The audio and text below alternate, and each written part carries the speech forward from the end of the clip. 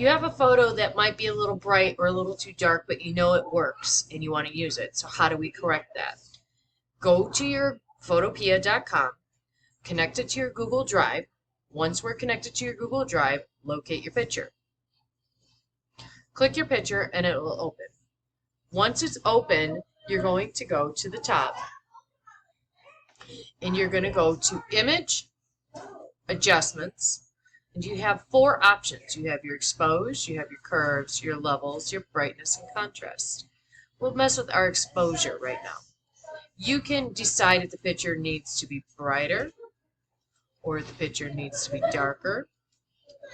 You can offset it. You can mess around with your gamma correction, your desire. If you like it, you press OK. If you don't, you press Reset or you click the X.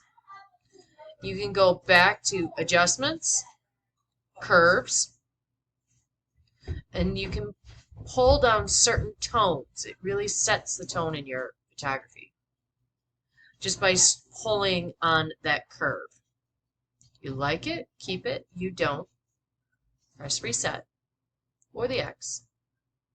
You can try it again, Image, Adjustments, and again mess with the levels.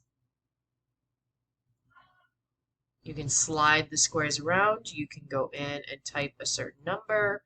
You can mess with all of this. What it's going to do is it's going to adjust the highlights and the darkness in your picture.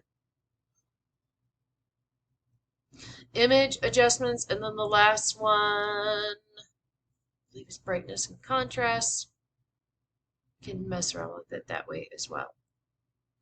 Okay? It's honestly about getting your picture the right way you want. There are many options to mess around with in this area, but those are the common ones that photographers do mess around with. So you have all of these options. You also have your autos, where you can click your auto tones, your auto contrast, your auto color, and what will happen is Photopea will adjust it based on what it thinks is best. Sometimes you'll see a change, sometimes you won't because you did a good job with it.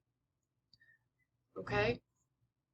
When you're done, you're going to press File. You'll choose if you're going to save it as a PSD, the workable file that you can come back and edit later, or if you're going to just save it as a Google Drive and it will fixate everything that we just edited onto your original file.